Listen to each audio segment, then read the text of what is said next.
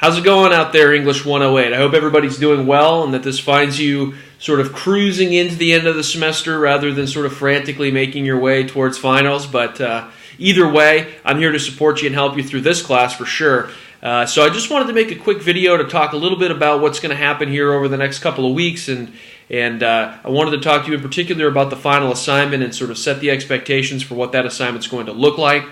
First and foremost, though, I want to thank you for all of the diligent work you've done so far this semester. As your instructor, I can tell you without reservation that everybody in this class has gotten better at writing, whether that's the command of language, your ability to communicate ideas more efficiently and concisely, whether that means creating more user-friendly or reader-friendly documents. Everybody's really started to take steps forward, and I'm happy to see that. You know, sometimes I joke that it keeps me awake at night that I'm expected to help students get better at writing in the span of about 15 weeks, and that's a pretty daunting task, but if this course is any indication, people are really taking advantage of this opportunity to get better, and I think probably the most important things are that maybe, I hope, that this course has given you a framework to think about writing.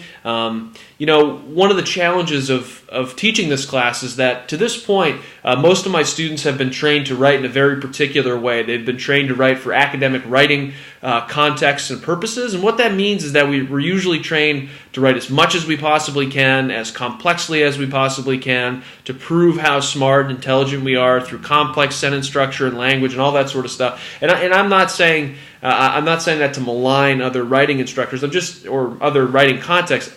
I'm just saying that in some cases this course forces you to unlearn some of those things. So in this course, we have to preoccupy ourselves with certain things that you haven't really had to think about before. And the fact sheet assignment that you all are just finishing is evidence of that. That's an assignment where, yes, it's research-based, but it's not a research paper. It's a document that has to be really carefully constructed in order for it to be really successful.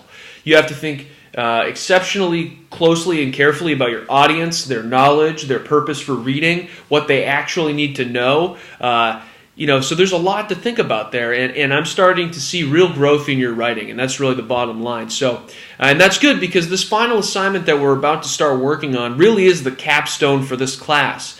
And by capstone, I mean that it's going to exercise most of the muscles that we've been working on throughout the semester. And so it's really going to challenge you to integrate all of the skills that we've used so far.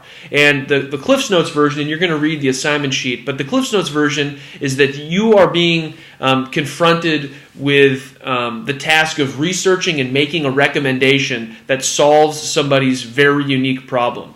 And you're going to basically respond to that with a formal written report.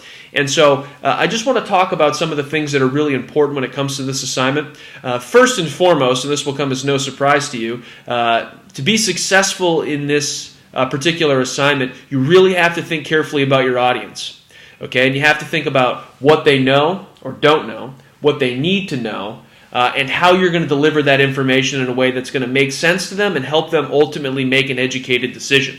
So while we're doing this in sort of fictional English 108, fantasy land, I want you to put yourself into a situation where in a real workplace, somebody approaches you and asks for your expertise, and they say, hey, can you go out and do research, find me 3 options and make a recommendation because we're going to acquire a fleet of cars or a fleet of welders, or we're going to acquire a new property. We're talking about a high-stakes document here. We're talking about something where somebody's going to invest significant resources and capital into ultimately something that you're communicating to them. And so it's really important that you take this task pretty seriously and that you think critically and that you do all of the sort of writerly thinking that we've been trained to do so far this semester. But it really starts and ends with your audience. Each of the scenarios that are outlined on the assignment sheet, or any a scenario that you and I decide to negotiate, is going to be predicated on a certain relationship between you and the reader. In almost every case, you're the expert communicating to a non-expert. And so what that means is that you have to get the reader on even footing with you as you write this report. There are certain characteristics to any type of report. I don't care what it is, whether you're making a financial report, an investigative report, a safety report, in this case a recommendation report or a feasibility report. Typically what a report implies is that somebody has gone out, gathered information, and now they're presenting that information to an audience. And that's principally what you're doing here. But what I want you to think carefully about is that this is not a data dump. This is not you just going out and collecting a bunch of decontextualized and abstract information, plugging it into a report and sending it in and feeling comfortable about it. Your job in this case, and your job as a writer always, is to make sure that you are properly contextualizing, properly interpreting, and explaining the information that you're ultimately providing for your reader. And that's largely predicated on this idea that you're the expert. So make sure, for instance, that you are getting the reader on an even footing relative to terminology. So you want to make damn sure that the reader knows what you're talking about. I'll give you an example. Let's say that you choose scenario 1 and you're writing about tablets. Okay, and you're writing to a superintendent who's not that tech savvy, but they do have certain things that they're really preoccupied with. You know, it's no stretch of the imagination to think that in the position of superintendent, you're going to be really preoccupied with balancing the budget, making sure that classrooms work effectively so that teachers can teach and students can learn, and making sure ultimately you keep students safe. That's sort of the lens through which you see the world. So your report should ultimately respond to those preoccupations. You should make every effort to respond to those. And in so doing, you're probably going to talk about some things that are relatively technical. So in the case of a tablet computer, you might want to talk about its performance. You might talk about something like RAM. Okay? And for those of you who are IT savvy out there, you know exactly what RAM is. But the fact is, there are plenty of people in this world who have no idea what RAM is. And on the one hand, yeah, it's a relatively easy concept to display because it's really quantifiable. 8 gigabytes of RAM is better than 4 gigabytes of RAM. But it's incumbent upon you as the writer in this case to really explain to the reader what that means. Okay, so what is the functional, practical, on-the-ground difference between 4 gigabytes of RAM and 8 gigabytes of RAM? And not only do you need to talk about it in practical terms, you should talk about it in context-specific terms. So what does that mean in a classroom? And how does it respond to one of those 3 things that we're talking about? How does it respond to cost-effectiveness? So for instance, does it relate to obsolescence? If you choose to recommend an 8 gigabyte RAM rather than a 4 gigabyte RAM, does that mean that the product might last longer and function for a longer period of time? Does it relate to teaching and learning in that, you know, maybe a tablet with more RAM will start up faster, will multitask more seamlessly, can do more dynamic and diverse tasks. So the moral of the story is you're going to deal with stuff that's relatively foreign to your reader, and it's important for you to talk about it in terms that they'll understand. And if you do that, you're going to be successful on this assignment. And that's something I want you to keep in the back of your mind. The other thing that I want you to think about in particular are the criteria that you're going to use to look at each of the available options, and think really carefully about how they match your reader's needs. Okay? For instance, if you're going to look at a fleet of cars, there's probably a million different things that you could look at when it comes to cars. But only a certain set of them are going to matter to somebody who's looking to buy a fleet of cars to deliver auto parts in rural Maine. Okay, certain things like, for instance, the entertainment system, probably not that relevant. And you may be giggling right now, but I can promise you, or I can guarantee you, that people have included that in their reports before, as if it was a really distinguishing characteristic. So as you're writing this report, you really have to think about not only how to articulate and communicate things in a way that the reader will understand them, but you also have to consider what things to leave out. And what things to place the focus on. And so that's critically important. So obviously, as we go through the process of developing this report, there's parts and pieces that we're going to have to learn about. We're going to have to learn about executive summaries. We're going to have to learn about how to present data and information in user-friendly ways. But really, functionally, you have all the skills that you need to write this report. As long as you're thinking really carefully about your audience, about your language, about how you present information, about how you format the page, and you really interrogate what your reader's task is, you're probably going to be able to produce something that's really useful. And at the end of the day, that's our guiding light. We want to produce something that's useful to our audience. In this case, the usefulness is derived by the fact that the reader should be able to use this to make a decision. Okay? They should understand the differences between the options that you're looking at, and they should feel compelled and persuaded by your final recommendation. And that's ultimately the goal. So as you can see, this assignment has a lot of moving parts. But the good news is, at least from my perspective, you're very well prepared to take on that task. And so we'll begin that work this week.